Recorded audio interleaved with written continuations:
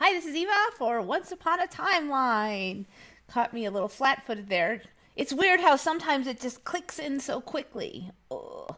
Okay, so the computer's been really weird, and for some reason it hates YouTube Studio. And in fact, right now it's just blanked out on me, so I'm not 100% sure if I'm still on. I think I am. I suspect you can see me, but I can't see you. All right, I'm gonna try refreshing it, but there is a there's a new story on the abdominals. Okay, I know I've covered this before that the abs, in my opinion, look a little different, but the additional story now, yeah, see the whole unit just, dang it. You know, I had it running fine earlier as usual. Um, hmm. Luckily, the computer does seem to prioritize the streaming software, but the rest of the it's blank. So part of the problem was I tried running a different browser, and that seemed to fix it. But the minute I try to hit YouTube Studios, it's dying on me. So I don't know if I'm going to be able to. Now it collapsed on its own. I don't know if I'll be able to run this or not, but what I think I'm going to do is I'm going to like see if I can just run through some of these Mandelas without looking at YouTube Studios for a little bit. And what we've got going on now with the abs. Right, where's my piece of paper? Oh, man. Oh, it's over there. Hold on. I was running around trying to get logged in. And in order to log in again, I had to do two-part authentication. And then I couldn't find my phone. And I dropped my paper. But at least I found it. Okay, so what's going on with the abs? I would be surprised if anybody knew this one. I was really shocked. So there wasn't a lot of Mandelas for me this week. Like I call them natural ones. Like I didn't find them in the wild. But I did a little hunting and I did find some interesting ones. And this ab one really jumped out. Okay. How many abs can you have? Oh, come on. You can finish it. There we go. How many abs can you have?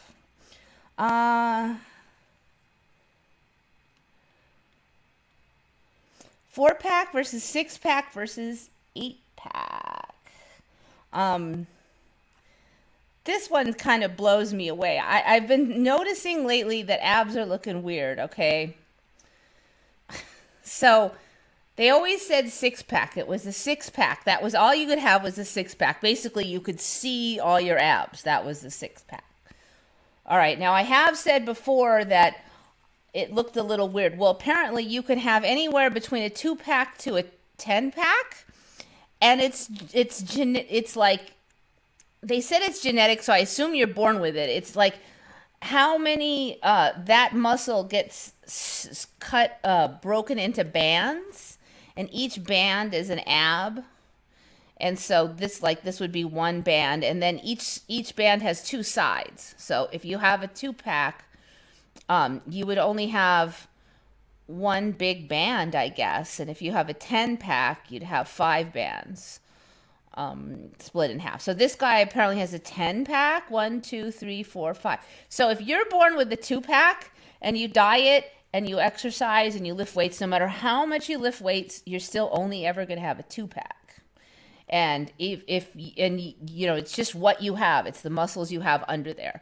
So like even if this guy got fat and you couldn't see these, he would always have a 10-pack like under there. He can't change how many packs he has. But it just looks so wrong to me that this 10-pack thing looks like so wrong. But so do like the 2-packs. Oh man, it's not going to let me do it, is it? So I really do hope that you're seeing this whole thing because I have no idea. And the whole thing is giving. I'm going to like kill it and come back. Hold on.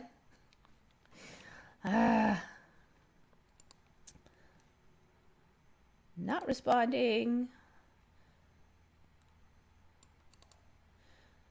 So sometimes, this is a problem I had like 6 months ago, if you remember.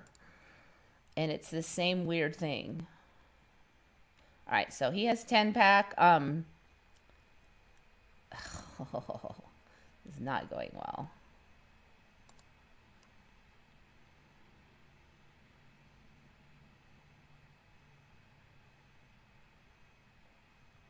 Your ab structure depends on a wide range of factors other than your training, and we will dig deep into that. Also, if you've ever wondered what the F is wrong with Dwayne "The Rock" Johnson's abs, you should check out this piece. Actually, I didn't know there was anything wrong with his abs. Oh, this is really going to suck. It's really not going to let me. Let me see if I can do a Braves tab and see if it works any better. Because if I have to reboot, it's going to take so long. This is so irritating because I did everything right this time. I did not leave YouTube Studios running. So now I'm kind of curious, what is wrong with Dwayne "The Rock's" abs? Do you guys know of anything wrong with it? See, other thing that's bizarre is that they're saying... Nope, that's not it.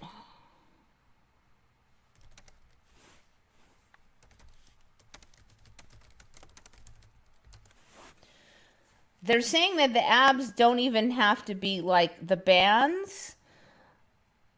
They're saying that that whole abdominal area is like one big muscle, but it's split into bands.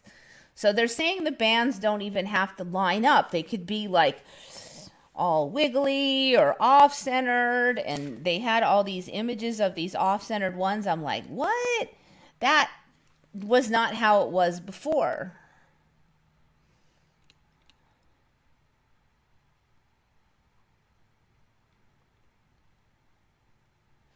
Ask a bro in your gym why Arnold Schwarzenegger had a 4-pack while Kai Green has a 6-pack, and he will probably tell you that Arnie did not focus on his abs enough. But that's actually not what it is. It's just what you get. So here's the anatomy. All right, so this thing here, the rectus abdominis, apparently is the thing you see. Located along the front of the abdomen, this is the most well-known abdominal, often referred to as the 6-pack, except for it could be a 2-pack for. All right. So I don't know if this is, one of the articles did give like a breakdown, and they said about only 61% of people actually have a 6-pack design. 22% have an 8-pack design. 15% have a 4-pack. 2% have a 2-pack, and about 1% have a 10-pack design. And it's just like, the story now is it's just like the banding on this rectus abdominis muscle. All right, so I'm not going to read about the other ones because who cares? All right, so you can see like this woman's, they're sort of not even. Like this one does not line up with this one. They're kind of like, this person has a 4-pack over here. So it's just 1, 2, 3, 4. And then it's just all smooth down here, which kind of creeps me out. Now, it's not as weird looking on her because the abs aren't as defined as some of the real uber ripped people. But, all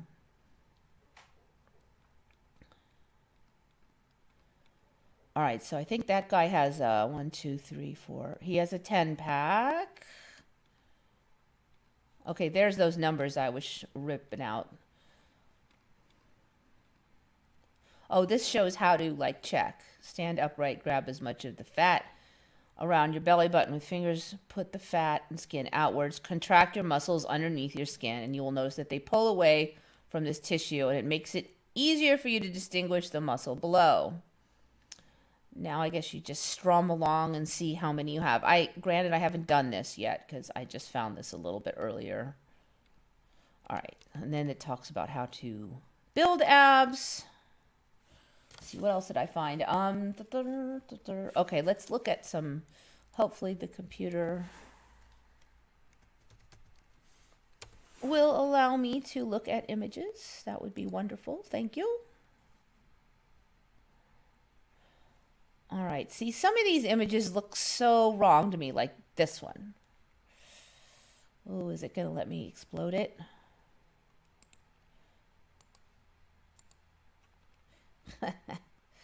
Oh, I hate it when it's too big. So see, this area down here kind of freaks me out. It just doesn't look right. I don't know why it made that one so big. This guy's is like all weirdly wiggly, and some of them are bigger than others. That does not look right. I've kind of noticed the last few weeks I saw some images and I'm sort of like, what's wrong with that guy's abs? But I'm like, well, maybe he's just standing at a funny angle or, all right, here, this guy. I'm trying to, the ones that look the worst to me are these guys that only have like a 4-pack. So the story now is that you'll have, if you have a 6-pack, all of the packs of those 6 will be above the belly button. And now this is supposed to be the most common array, is to have a 6-pack. So that means that the most common, like 60% of people, will not have any packs under the belly button, because they're saying if you have 6, it's always above the belly button. And that not having anything going on down here does not look right to me. There's like this huge space of like nothing. And this one's interesting because he looks like he has a 6. Yeah, it's not below the belly button though. It's really trying, but it's not really below. I also noticed that these muscles along the side here really are starting to look even more pronounced than I remember them. Ooh, this one's weird. I don't think I've seen this look yet. I really should spend some time looking at the weightlifters. I do not recall, as of yet, even though I have spent some time looking at weightlifters, I do not recall there being whatever this is. It's like hot dogs on the side. Oh my God. This is a new look for me. The side hot dogs to go with your packs. All right, so let me see. Okay, this guy. Did I try this one yet? See, that does not look right. I'm sorry. All the abs are all squished up under here. There's nothing here. These ones really look to me like they're too small. Like there used to be 6 packs and they were spread through the whole abdomen region. But now those same 6 are all squished up above the belly button, and that does not look right to me. But I guess you'd have to if you're going to lay some more in here. But I'm like, my brain is kind of spinning on how to even say this because, oh, look, there's another guy with the hot dogs. This is insanity. Hot dogs again.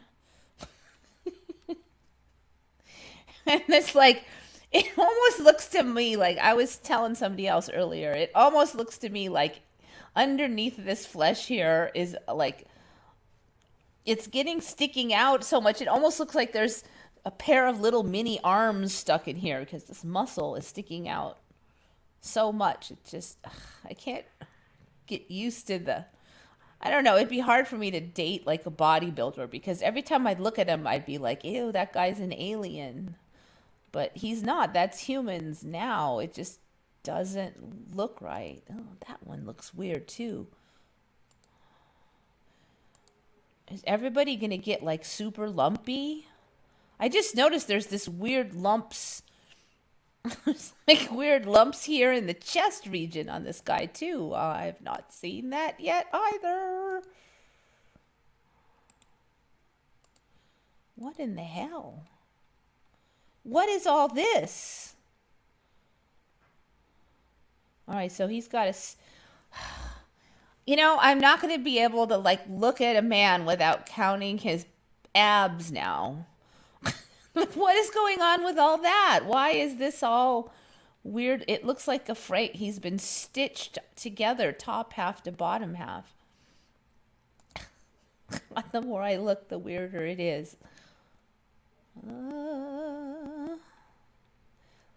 Now, earlier I did find some dude with his abs were all like off center. Maybe it was that guy? Yeah, this guy. This guy has off center abs.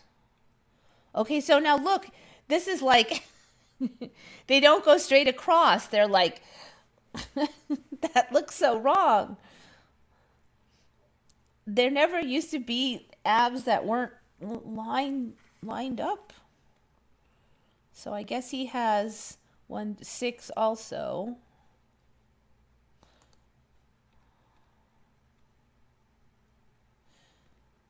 It definitely does look like more of them have 6, but it looks like more than 60% even. So what do men like? I got more abs than you got? Is that like the latest thing? Who's got more abs? I've never, you should hear about that. They all look so different too. All right, this looks like another dude with see, he's got off-center abs too. Look at, so there's these like vestigial ones here, and then 1 2 3 4 5 fairly big ones, and then what's going on here? He's got like a 5, I guess it's like a 7-pack, but this two are like vestigial looking. They're tiny.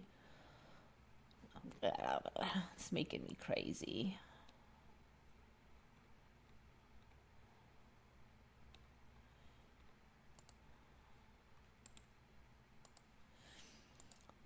I didn't used to like spend all this time analyzing individual abs, but I don't know the new timeline. It's just like now I have to count them. Oh, wait, are they all above the belly button? Oh, are they all lined up? A lot of these guys do not have symmetry at all. This guy, again, it's off. They used to always be symmetrical. That is one thing for sure. That guy has symmetry. But yeah, a lot of these dudes just don't have symmetry. And look at this guy. He's got these weird little hot dog things going on over here. I've not seen that before. I don't know. So I can go on forever on this, but all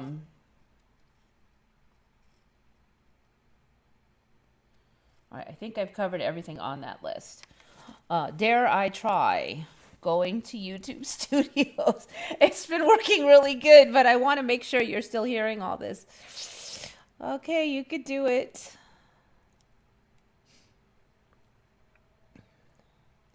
Let's see. Can I make it to YouTube Studio? Well, all right. So I am going to go back to this Yoshi thing. So we had our dear friend Taro in Japan saying something about Yoshi, the Nintendo Yoshi.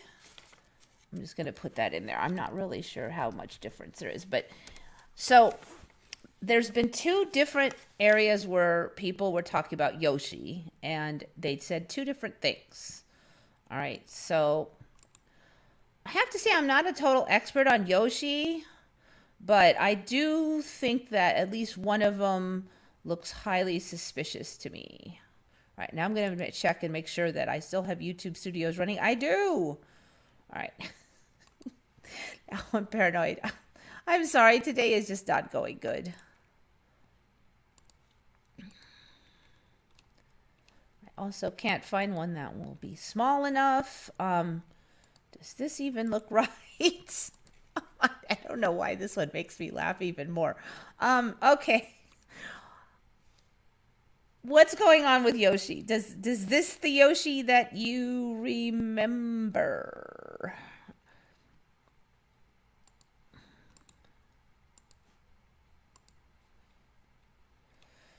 Okay, so one person from retconned remembers this person is named is username maned lionman, MANED underscore LIONMAN, remembers Yoshi with no arms. Now I don't think that I remember that, but there was a lot of interesting comments under the thread with some people saying they don't remember the arms either. Other people saying they always remember the arms, and additional people saying sometimes he has arms and sometimes he doesn't, and all this kind of stuff. So for me, I do think that he had arms. I have to say, though, that I have not, my knowledge of Yoshi does not go way back. So if it changed like 2 years ago, I would not notice.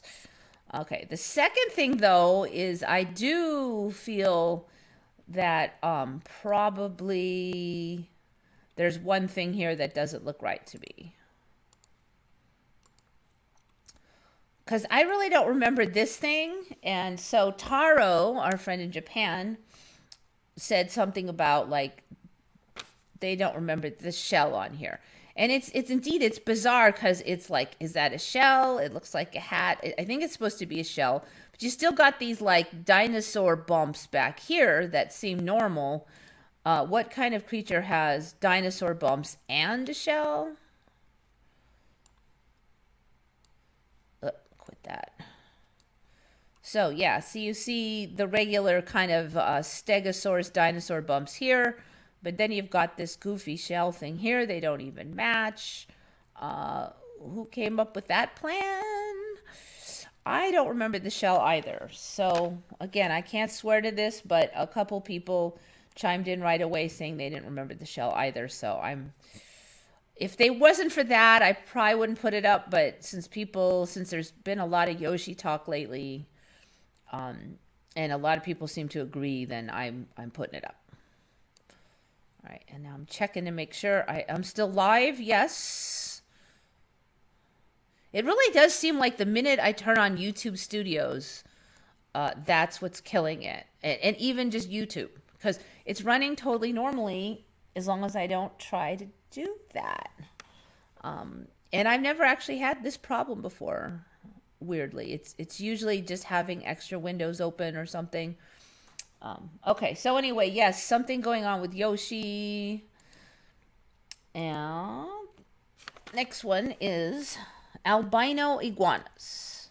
Now, I know I said that everything's albino anymore, but there's something extra funny about. There's two things. Okay, first of all, I did have weird colored iguanas on in the past. I think it's been a couple years ago. I remember the 3 colors I was able to find then. And it was like the original green, like a kind of a forest green kind of color. Then there was some that were kind of blue and a little bit of green, but more blue, clearly. And then there was one that was sort of a muddy red color. And so that was the 3 colors. Well, so now we have albino color iguanas. What color is albino going to be? What color should albino be? Because if you answer anything logical, you're wrong.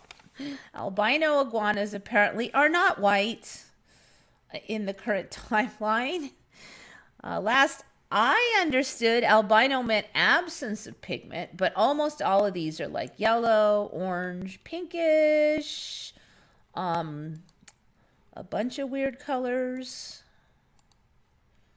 Orange, yellow, splotchy. That one's not an albino. So they do have the red eyes, but yet the pigment is not gone from the body. That's not albino in my old timeline. That would normally be more like vitiligo or like piebald or something. So I don't know, the definition of albino now may be more in the eyes and not so much in the body. Because indeed, if you look up albino iguanas, very few of them are actually white. Some of them have really interesting coloration. I have not seen any this blotchy until just now. So it looks like we're headed for some really awesome coloration on these guys. This guy looks like he's got green and red in different areas. I don't think this one counts as an albino, but so they're saying some of these are like almost neon green, not just the forest green of the old ones, but like just bright green. And I do think like the blue ones have gotten a lot more turquoise than they were. And we have a lot more colors of green because we have this like yellow green, and then we have like a fresh leaves green, and then we have the darker green and the splotchy greens. And the other thing I've really noticed is that some of these are really getting some of these huge, whatever they're calling these things under the chin, are just getting massive now. The spines, I have said before, I thought the back spines had gotten bigger. I'm not sure if they're much bigger than last time I said that, but this thing under the chin has definitely gotten bigger, like way bigger. Okay, check in, still running. Now I'm paranoid because I've said all this before. This is my second run on these two Mandelas. All right, got that one. I'm kind of sad that I can't interact with you because a lot of these ones, oh, I've also covered this one, but let's do it again. Speaking of abs, in fact, I was speaking of abs earlier today with my chit chat group, talking about Mandelas that were going to be on the show. I mentioned the abs. JoJo's chimes in and she says, well, yeah, people have extra ribs now. And I'm like, what? Are we talking about that Mandela where men have one less rib? No, she wasn't talking about that. Apparently now you can have a couple extra ribs, and they're called cervical ribs. And they're actually, I was thinking maybe they meant at the bottom where it gets all webbed and stuff, but no, that would be too simple. These are actually these funky ribs that you get at the top of your neck. So it's like one vertebrae up, like grows more rib. So here's an example.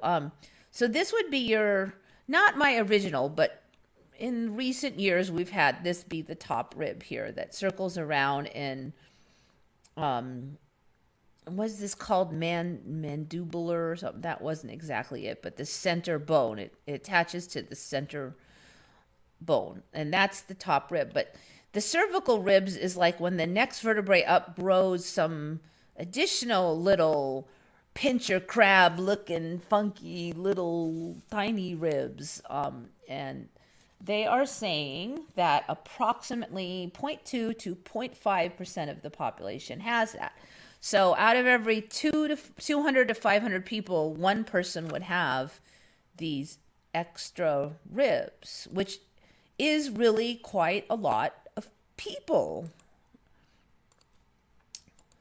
And it apparently, they say, causes problems because here is where the extra rib would be, and they're kind of showing it here. And sometimes the extra rib comes down and clamps onto your normal ribs. But you've got all this muscle and stuff in here, and there's some blood vessels and stuff over here too. And if this rib pinches, it can interfere with functioning of the muscles, or it can pinch on this. Like here you see the cervical rib is pushing this vein, artery, I guess it's an artery, pushing this artery up against this muscle and pinching it. And this artery goes to the heart, so it could be a big deal. I'm like, why would our body be making this extra stupid effing rib? And if it was so dangerous that it could like pinch off the blood supply to your brain and all kind of stuff, like why would it be there? Wouldn't that have been, bred out of the population? It sounds like a big pain. So I think something's going on with this. Are we going to get more rib or something? I don't know, but it seems like a huge number of people would be having this for absolutely no good reason. At least in the current timeline, I can't see any reason why you'd have this. All right, here's a X-ray showing the little thingies All right, so here, this is a cervical rib, and then here it's coming out, and I think it comes out right here, if I'm reading this right. Let me move it over. So it's coming out here, and then it's coming down. Sometimes it attaches to the rib below it, and sometimes it apparently is just out there like little pincher crabs or something. Sometimes they're not full length. So this guy's got like one bump, smaller cervical rib, and a regular cervical rib. This one does not look like it's attached to anything. Over here, it's just sticking out. I don't even know if I could tell if I had one. Like everything's all different in there anyway, so it's not like I'm used to how it feels now.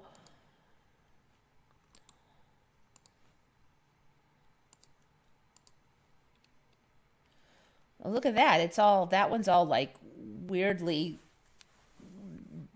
they're all different too. It's just this weird, it's just like, it's like a cancerous growth thingy.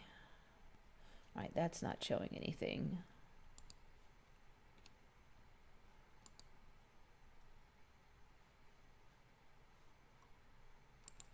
All right, looks like this one is showing like tiny ones.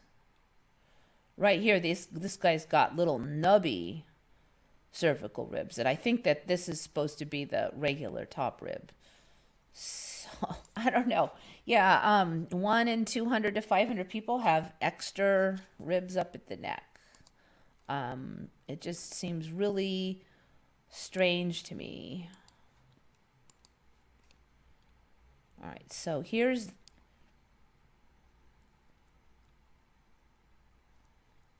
yeah, okay, here it is. This is the normal rib that comes around. And in this case, the cervical rib is somehow kind of clamped onto the rib before it. And then there's another cervical rib that's just, I don't know, hanging out over there. So,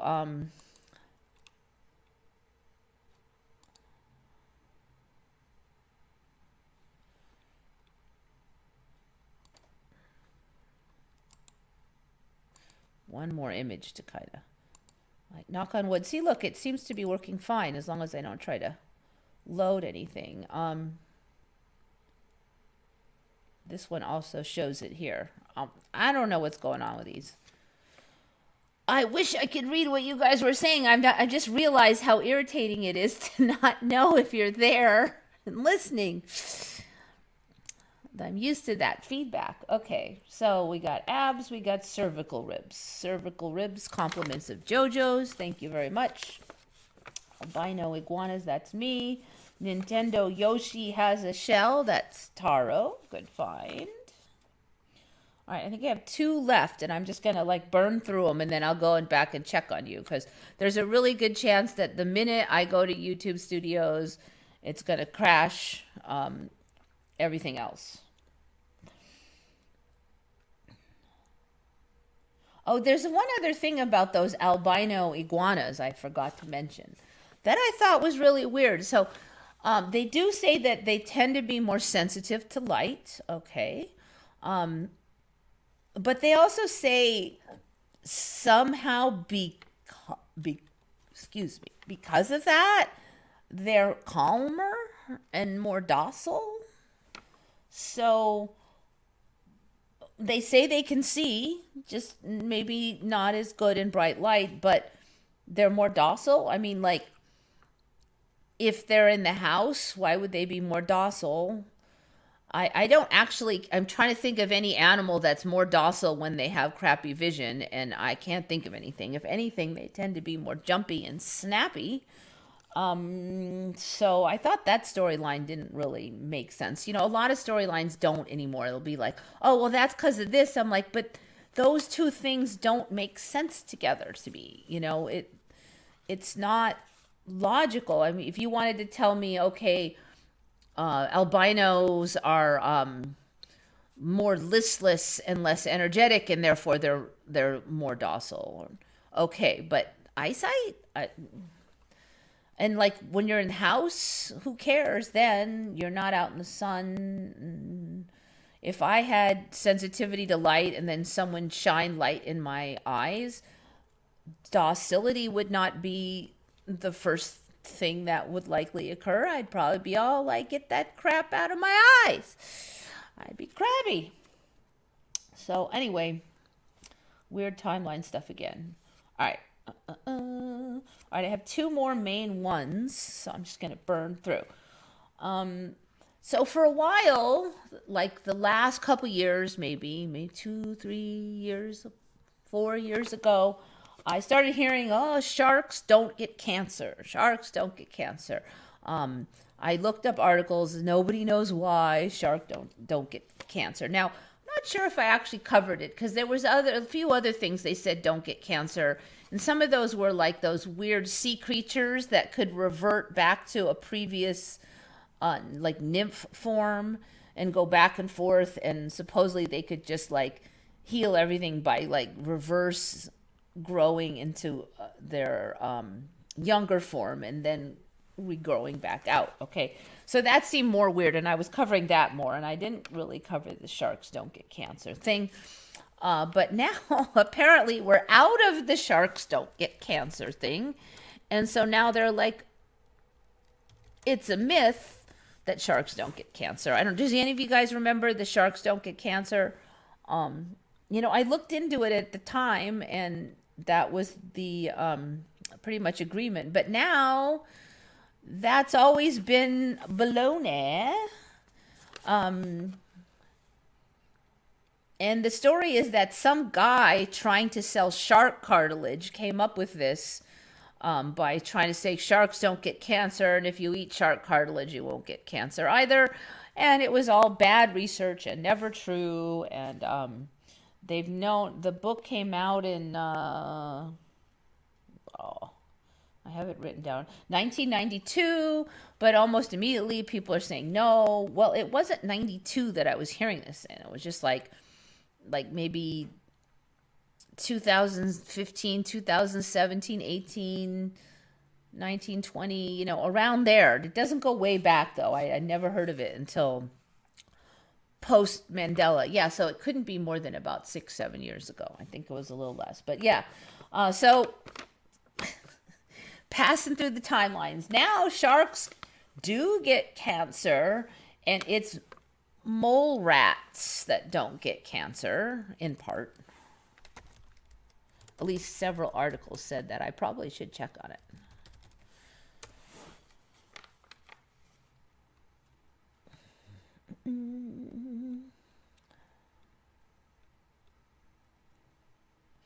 Naked mole rats seem to defy aging and appear immune to cancer. So sharks get cancer, but mole rats don't.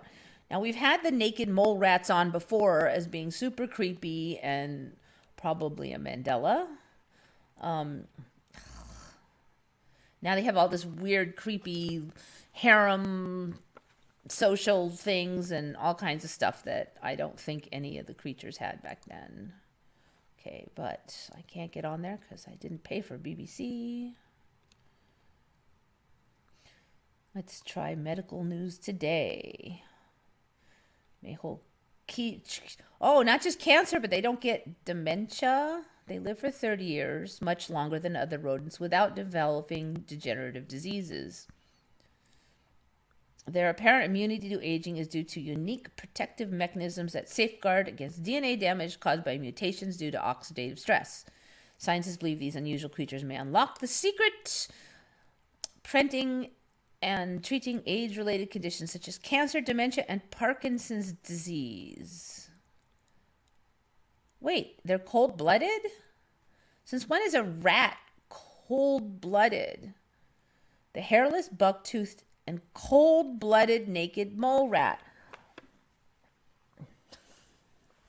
All right, that's not right. Rats, it was reptiles and fish that were cold-blooded. There were no rats or moles or mammals that were cold-blooded. So that's another thing. That's another thing. All right. Rats are cold-blooded. That's not right. That's not right. writing that down for later.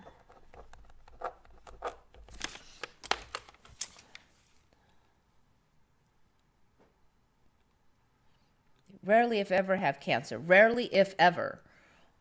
So did they just not find cancer and they don't want to say never? Because if you found it once, then you can't say ever.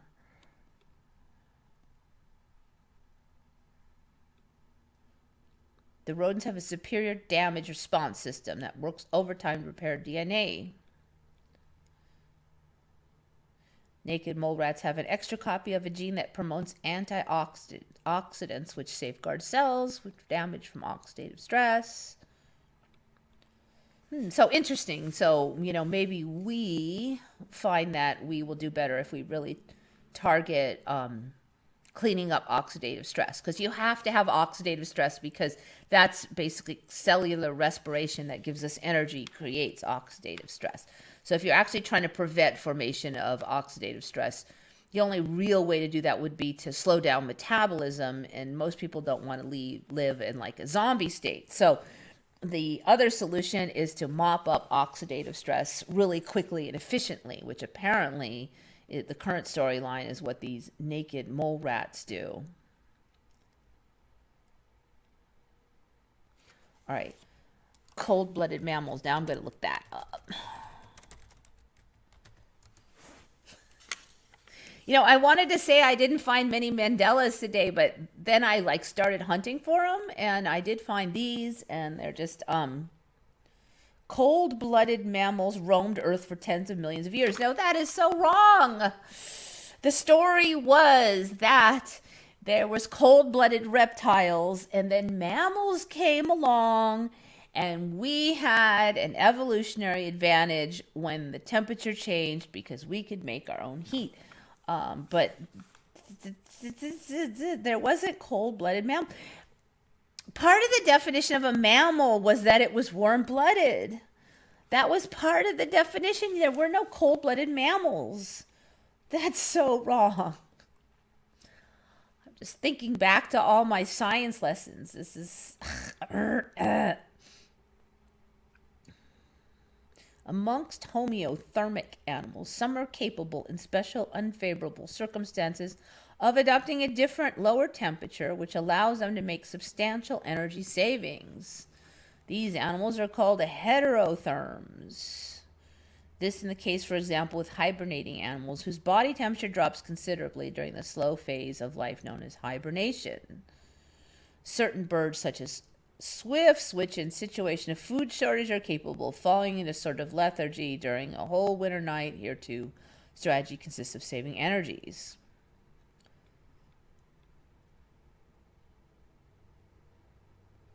Typically, warm-blooded animals are birds and mammals, and all others are cold-blooded. But cold-blooded animals can be either terrestrial or aquatic. Tortoises, alligators, crocodiles. Can non-mammals be warm-blooded? See, it didn't used to be that non-mammals could be warm-blooded.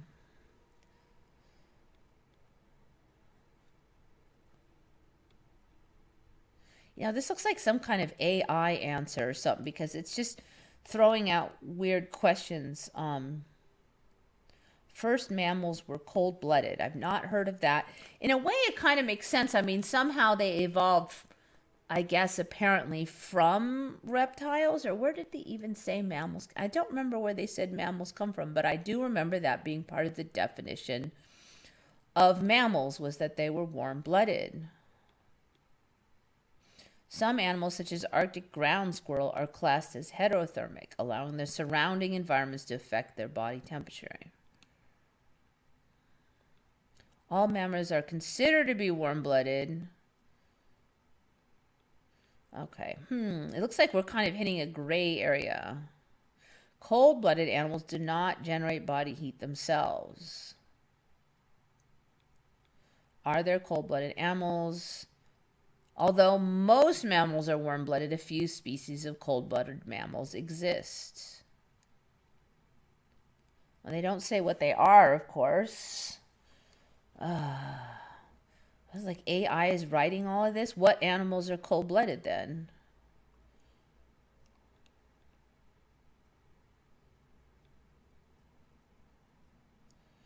cold-blooded poikilothermus are those, blah, blah, blah.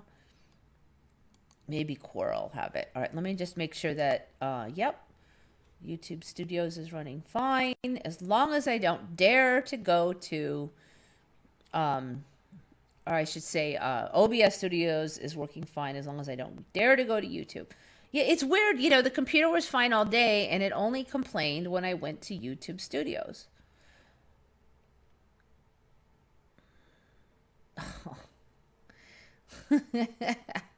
Okay. I cursed myself with that one. Yes, I did. I have cursed myself. Let's see if I can shut that down. Run another try here. Still running. Yes, yes, yes. All right. Enough of the cold-blooded. All right. And there's one other little part to the shark's story. There was one other creature besides the naked mole rat that they said did not catch cancer. And that was humans with Laron syndrome dwarfism. So have you heard of a group of humans that do not get cancer? And I have not. But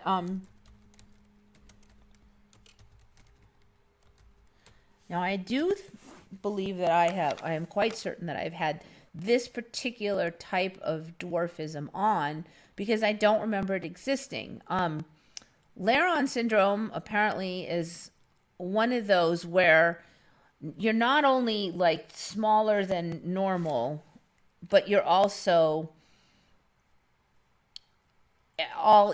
not symmetrical. What do you call it? In proportion. That's the word. So like if you're smaller, your head is smaller. In my timeline, dwarfs would have like a bigger chest kind of, but just like the legs would be, you know, they wouldn't be like perfect miniatures. So when you looked at them, you would know that they were dwarfs because the proportions would be different. But now with this Laron syndrome, you only know that these people aren't dwarfs because if they stand next to like a tall person, maybe a little bit in the face. So like some of the ones just showed these like tiny little humans, but they're all, you know, their legs aren't, you know, their legs are tiny to match their tiny body, etc. And there was one in here that she just looked like a little, she looked like a doll because she was so tiny.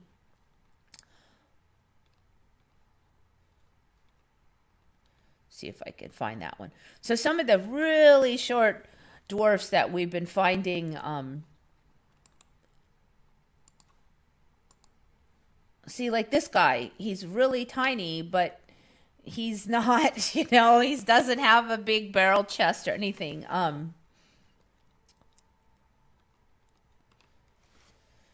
So they're saying that these people basically get this way because they don't respond to the growth hormone. But then I found another place that was saying that they didn't have the growth hormone, one or the other. So it kind of makes a certain sense that they might not get cancer because they're like kind of like the out of control growth in general has been greatly lessened. So then out of control growth of cancer would also be greatly lessened. All right, let's see. But there was some other weird stuff too. They were saying it was conferring immunity to cancer, but also to diabetes and some other stuff.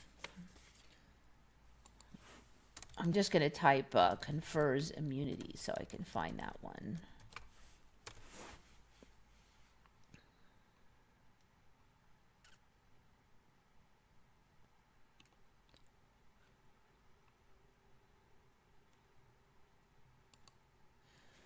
And apparently there's like this whole family of them also. There are about 300 Laron dwarves in the world. About 100 of them are in Ecuador. Laron dwarfs are characterized by low levels of IGF-1. Okay, some places said they had none. The result of hypofunctional HGH receptor and high levels of HGH. Oh, high levels of H. So HGH, I believe there is human growth hormone. That's interesting. So HGH, if you have, like if you take human growth hormone, you'll feel stronger and, more spry and young. And some older people do take it for that reason. They are almost free of cancer and diabetes and have enhanced longevity. So I have not heard of a dwarfism that caused you to live longer and healthier. If you have high levels of HGH, that would make a certain sense, but I just have never heard of this as being a thing at all. So this could be kind of a good deal then. Of course, it brings up the question that why doesn't everybody just have higher levels of HGH then? Wouldn't that be kind of convenient?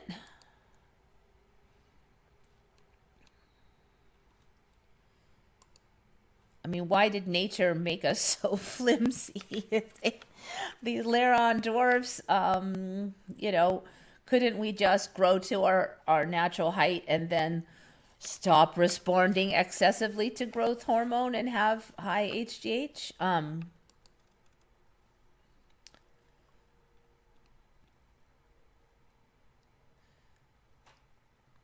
right, the results from body's inability to use growth hormone, so that would be the HGH, a substance produced by the pituitary gland that helps promote growth. Affected individuals are close to normal size at birth, but they experience slow growth from early childhood that results in very short stature. Adult males typically reach a maximum height of 4.5 feet. Adult and females may be just over 4 feet. They say they have reduced muscle strength and endurance. That's interesting because you'd think the high HGH would help. Low blood sugar levels. Okay, so that's why they don't get diabetes, because they have low blood sugar levels, but apparently only in infancy.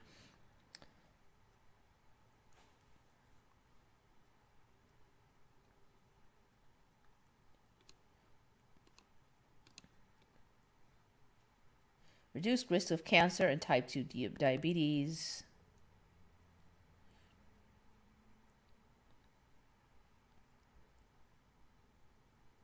All right, here they're saying do not have an increased lifespan compared with their unaffected relatives. All right, so I don't know. This is the story not settled there, because so it's known as growth hormone insensitivity.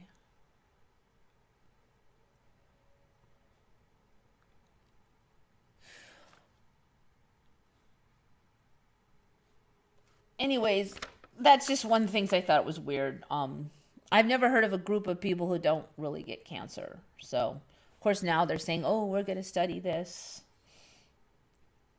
All right. The last thing. This one is kind of weird.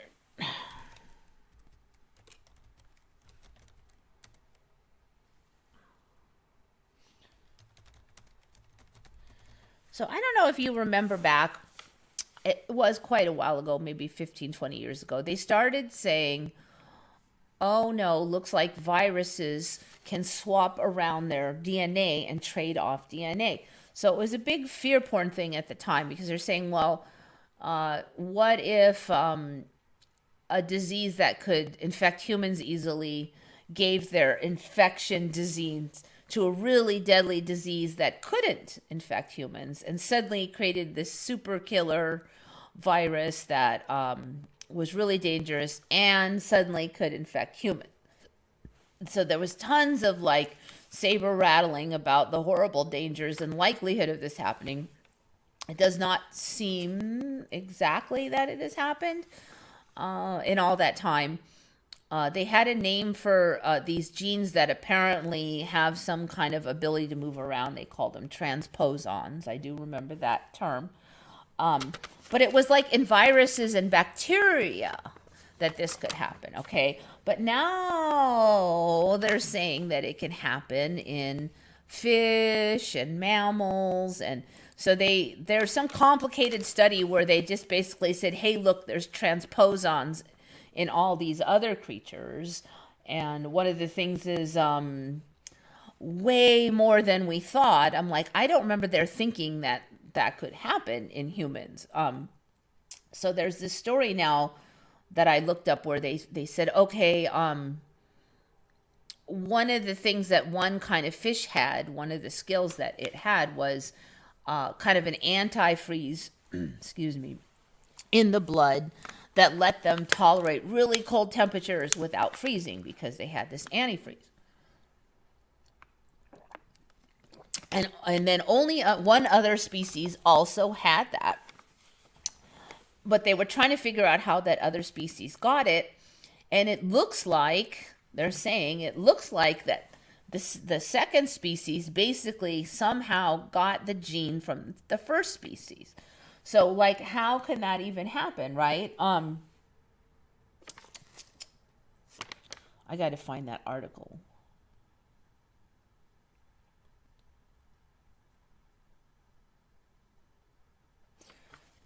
I think I just looked up.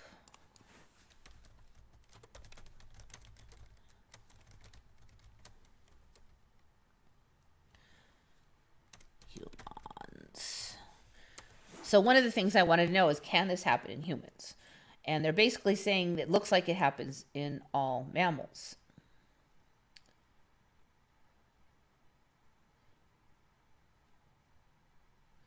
I'm not sure if this is the one. Part of the problem is I looked up a lot of this stuff while I was at work, and so when I come on the home computer, it doesn't have it highlighted that that's the one I looked at earlier. A fundamental concept in biology is that heritable material is passed from parents to offspring. That was the old Darwin's theory, right? Survival of the fittest.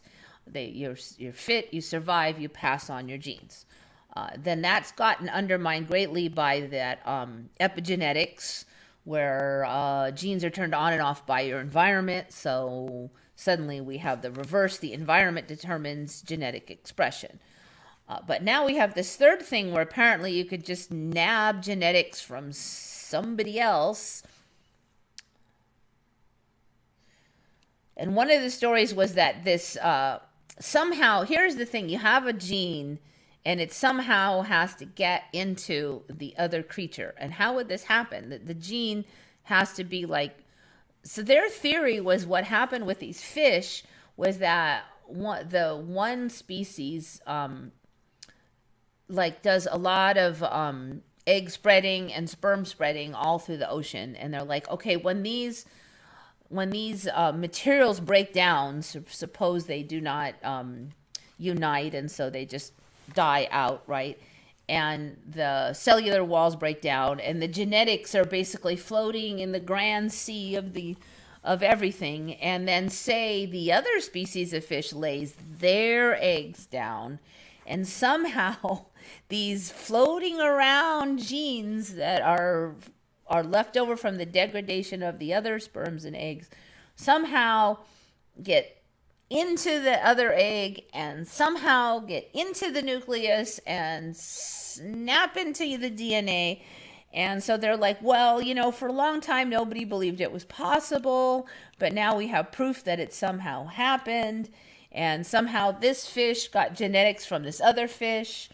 And then the genetics snapped into the nucleus and the DNA in the nucleus and functioned and imparted to the new fish this ability to make the antifreeze blood. And somehow the ability did not interfere with any of the other functioning in the animal and gave it this special skill. And then it was much better fit to its environment because it was a cold environment. And so it kicked butt and spread the genetics everywhere. And it just sounds like ridiculous, okay? I'm sorry, but they're basically saying now that it seems to happen. This is an interesting one because I haven't. Oh, it's died. I'll try again. Oh, no. All right, I'm going to close down, start again.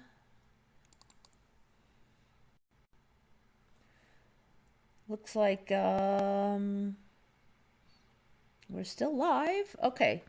Humans may harbor more than 100 genes from other organisms. Now, I did hear that they said that they feared that viruses could impart these transposons into humans. And in fact, that's one of the strategies that they're using in some of the current COVID arm pokes. The ones that are not RNA are using that strategy, but they're like, what if? Then they're saying, well, a lot of the junk DNA is from viruses. But the thing that's weird is that now they're acting like it's not, doesn't have to be a virus or a bacteria. I'm going to check and see what they're going to say if it's. So they're basically then, if you have DNA floating around, it could, and if it somehow gets into the egg or sperm, and then it can get into the final product. Okay. I do have to wonder if that is going to be involved in the final storyline canon of the arm pokes, because they are saying that they're finding the arm poke material around, clustering around the ovaries and testes and stuff. Is there going to be some crazy story that it got in there by these transposons? And I mean, it doesn't seem that weird if they're basically accepting that one fish's genetics could somehow get slurped into another fish's eggs. And so anything then that gets near the eggs somehow is at risk.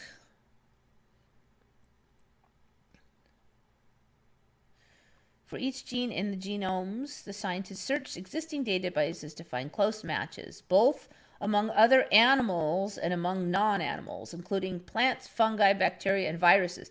So before it was just viruses that they were afraid could affect our DNA, because viruses have the ability to enter the cell and then also get into the DNA and alter DNA functioning, right? But now they're saying bacteria. Now, it didn't used to be that bacteria were on that list because they did not have the ability to directly interact with DNA. Certainly not fungi and plants weren't on the list.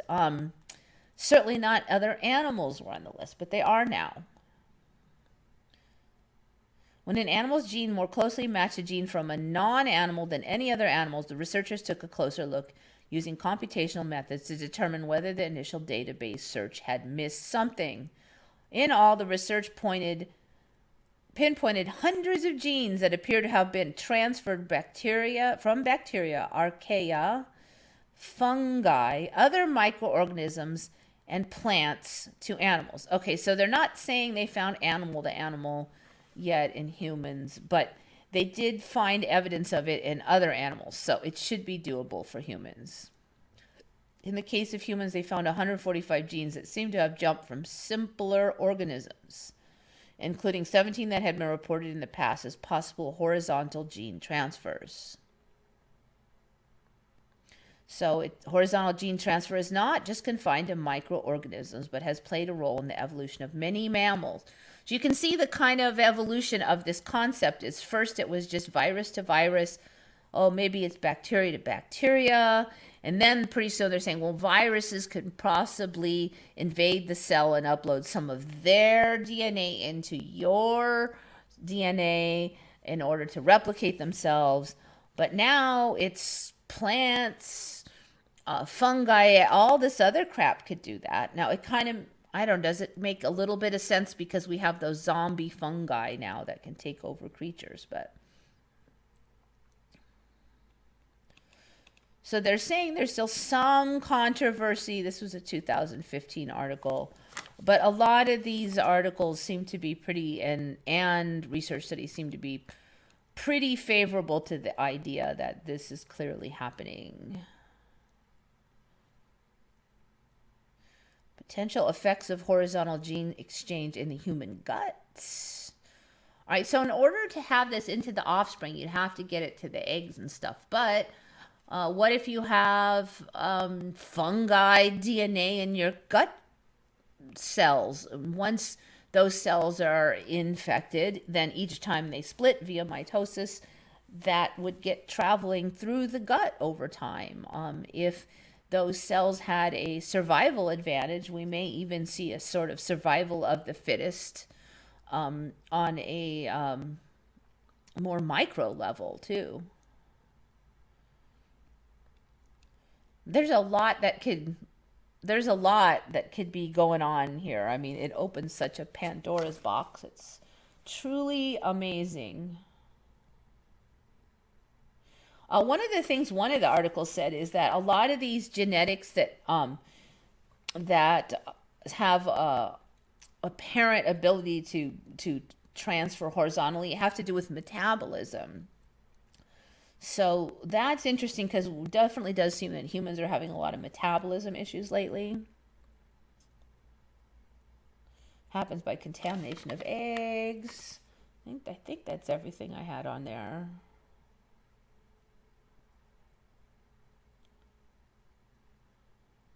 Oh, okay. I think also I had this one.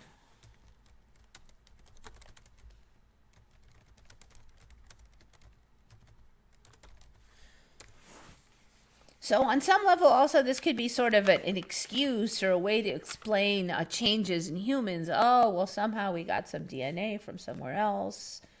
Okay, DNA jumps between animal species. No one knows how often. I think that is the article I had in mind. Yes, here we go. It was smelt and some other fish. Smelt can survive icy temperatures because their cold adaptations include anti-freezing protein. New work reveals that smelt obtained the gene for this protein through a direct transfer from another cold water fish, the Atlantic herring. And then that's the whole story I was talking about with the eggs getting, their theory is that the eggs got somehow contaminated by the other fish.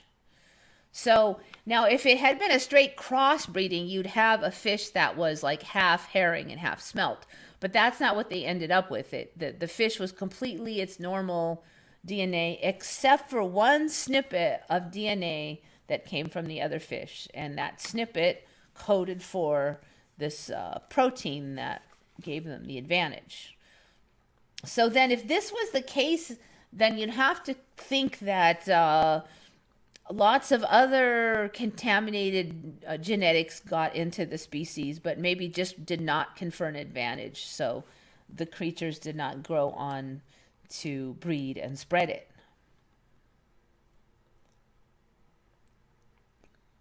So what hurdles does it have to overcome?